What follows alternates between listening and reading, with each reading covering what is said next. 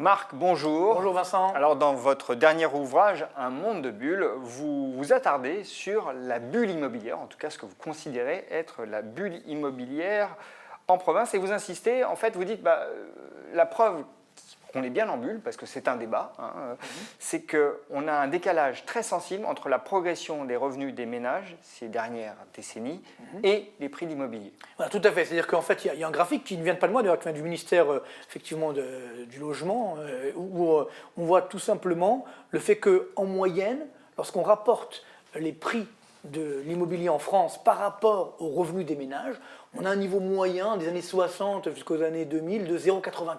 Bon, ça c'est le niveau normal, on va dire autour des 1, pour faire simple.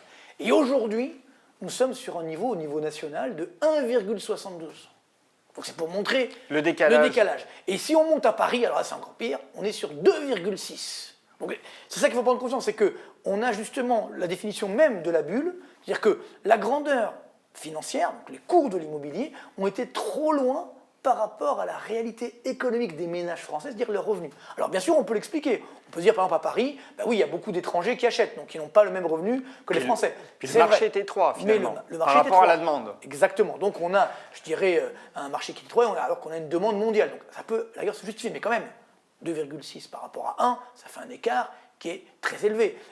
Parallèlement, on peut dire, oui, mais si l'immobilier a monté, c'est parce que les taux d'intérêt sont bas. J'allais vous le dire. C'est vrai, sauf que là aussi, ça ne va pas durer éternellement. On voit que les taux 10 ans commencent à remonter un petit peu, et donc il y aura, selon moi, d'ici la fin de l'année, quand la BCE va arrêter la planche à billets, ça va monter beaucoup plus fortement. Donc là, il y aura un impact concret, direct, sur, je dirais, les cours de l'immobilier. D'ailleurs, on le voit aujourd'hui en province, on est à 1,57, c'est quand même beaucoup, mais on a quand même baissé. Donc il y a bien un phénomène, une sorte de dualité effectivement entre Paris et on va dire la province, et la banlieue ça monte aussi. Alors on sait très bien que là aussi il y a quand même des revenus qui ne suivent pas. Donc c'est ça qui est aujourd'hui dangereux. Alors attention, je ne dis pas qu'il ne faut pas acheter de l'immobilier, parce que justement dans un monde dangereux, l'immobilier c'est toujours une valeur refuge entre guillemets, mais pas pour tout le monde. C'est-à-dire quelqu'un qui effectivement est locataire, devenez si vous pouvez propriétaire. Parce que comme les taux sont bas, recommandez. Oui, il faut en profiter. Tant que les taux sont bas, il faut en profiter. Par contre, quelqu'un qui veut investir et spéculer sur l'immobilier, je dis attention, là, on est sur des niveaux très élevés. Donc la probabilité de baisse est plus élevée que la probabilité de hausse. Donc il faut rester très prudent. Alors vous dites sur des niveaux très élevés, mais si on doit se comparer aux autres marchés internationaux, est-ce qu'on est cher ou pas cher relativement? Là aussi, j'explique dans le livre, effectivement, c'est ça qui est surprenant, c'est qu'aujourd'hui, Paris est devenu l'une des villes les plus chères du monde. Encore une fois, toujours avec mon ratio comparativement aux revenus. On est au niveau de Londres à peu près. Alors que, par exemple, si on se compare à l'Allemagne, où là on est sur des niveaux normaux, même moins que la moyenne. Les Américains qui remontent un petit peu, mais c'est pas non plus l'euphorie, c'est pas la bulle des subprimes, entre guillemets. Donc ça fait qu'on a vraiment un cas franco-français qui est d'ailleurs assez surprenant, où on a eu cette forte remontée des cours, et encore une fois, ce décalage avec la réalité économique française. C'est ça le plus important. Parce que si à l'ailleurs on avait une croissance plus forte du PIB, j'entends de la richesse et des revenus, ailleurs on pourrait supporter une hausse des cours de l'immobilier, mais ce n'est pas le cas. Donc la France reste l'un des parents pauvres de la croissance dans le monde, malgré tout, alors que les prix sont là, les prix de l'immobilier, c'est là où ça augmente le plus. Donc ce décalage appelle une justification. Et là aussi, il ne faut pas avoir peur de dégonflement de bulles. Pourquoi ? Parce que ça sera salutaire. Si les prix baissent un peu, eh bien vous allez resolvabiliser la demande. C'est-à-dire que des ménages qui aujourd'hui, par exemple les primo-accédants, ne peuvent pas accéder à la propriété parce que c'est trop cher, si demain les prix baissent un peu, ils pourront revenir sur le marché. Donc ce n'est pas forcément, je dirais, une évolution négative. Quand vous dites, finalement, quand on est locataire, c'est mieux de devenir propriétaire pour profiter de la faiblesse des taux d'intérêt, en gros de l'argent pas cher. Quand on est investisseur, attention, mais est-ce que ce constat, enfin cet avertissement adressé aux investisseurs, il vaut pour ceux qui investissent tant à Paris que pour ceux qui investissent en province ? Moi, si vous voulez, aujourd'hui, je pense qu'il y a, encore une fois, il faut ramener tout au bon sens et à la réalité économique. Là, aujourd'hui, les prix de l'immobilier, y compris d'ailleurs en province, parce que là aussi, il y a des situations, ça dépend, il faut regarder au cas par cas. Par exemple, à Bordeaux, c'est clair qu'avec le TGV, les prix ont reflambé. Donc on peut parfois expliquer effectivement certains phénomènes. À Rennes aussi, le marché monte. Tout à fait. Mais et là d'ailleurs, on retrouve un petit peu, je dirais, la douceur de la province, etc. Tant mieux, il faut en profiter. Mais simplement, n'oublions pas, encore une fois, le juste prix. N'oublions pas la réalité économique. Donc moi, en tant qu'économiste, je dis aujourd'hui, je ne comprends plus ces prix. C'est mon devoir de le dire. Après, ben, ça peut continuer, parce que justement, le principe d'une bulle, c'est que ben, on ne sait pas où elle peut s'arrêter. Ça peut aller effectivement encore plus loin. Mais moi, je dis aujourd'hui, prudence, y compris effectivement aux investisseurs, parce que notamment pour ceux qui veulent louer. Parce qu'il y a beaucoup d'investisseurs qui achètent aujourd'hui à des prix très élevés pour ensuite louer. Sauf que notamment dans l'immobilier, on va dire, pas seulement de logement, mais également professionnel, hein, ou de bureaux. Or, si demain on a un ralentissement économique qui a déjà commencé, ça sera plus difficile de louer.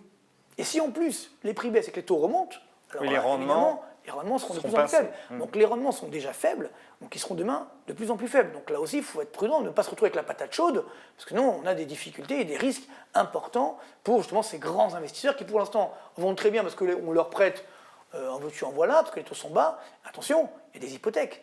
Hein, c'est-à-dire que si demain on ne rembourse pas, eh bien, évidemment, les banques prendront les hypothèques. Le catalyseur, souvent sur le marché immobilier, ce sont les taux d'intérêt. Oui. Ça sera encore ça sera le cas, complètement. Parce qu'encore une fois, aujourd'hui, le catalyseur, ça aurait pu être, on va dire, les revenus des ménages, mais c'est déjà le cas, parce que l'écart est énorme, on n'a pas assez de croissance. Mais là, le fait que ce qui alimente le plus la bulle, c'est bien sûr les taux d'intérêt qui sont très bas. Or, ça, on le sait, en fin d'année, la BCE va arrêter la planche à billets, et donc là, on va retrouver le juste prix des taux d'intérêt à long terme. Mais vous y croyez réellement, ça, Marc, à cette fin, finalement, de la politique monétaire accommodante? Vous le dites vous-même, la croissance européenne est en train de ralentir. Il y a deux choses. Or, on a un niveau de dette publique, énorme, et privée aussi, assez considérable, une croissance qui ralentit, c'est vite insoutenable. Si les taux d'intérêt remontent. Donc, c'est pourquoi, attention. Est-ce que la BCE va laisser remonter les taux d'intérêt? C'est pourquoi c'est la grande interrogation. Je n'annonce pas un crack obligataire dramatique, même immobilier d'ailleurs, je vois une baisse de 15-20% des prix. C'est pas non plus la Bérésina.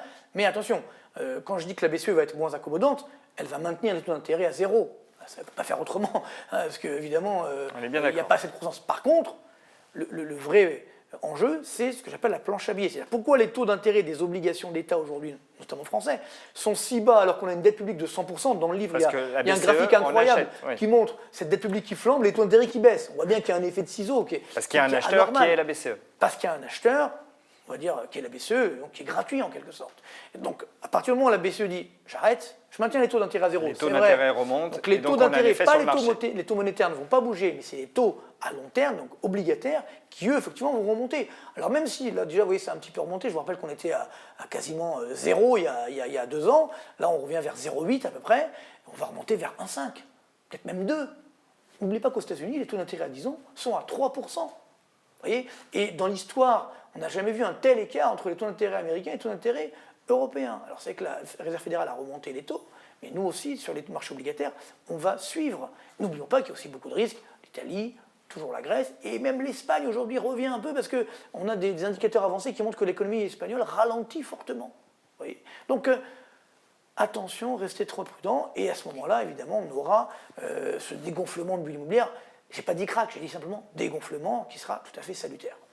Donc, on a bien retenu le message. Locataires, investissez, devenez propriétaires. Si vous pouvez. Profitez de la faiblesse des taux d'intérêt. Investisseurs, attention. Restez prudents. Il n'y a que s'il y a des coups de, je dirais, particulièrement intéressants qu'on peut y aller. Marc, merci. Avec plaisir.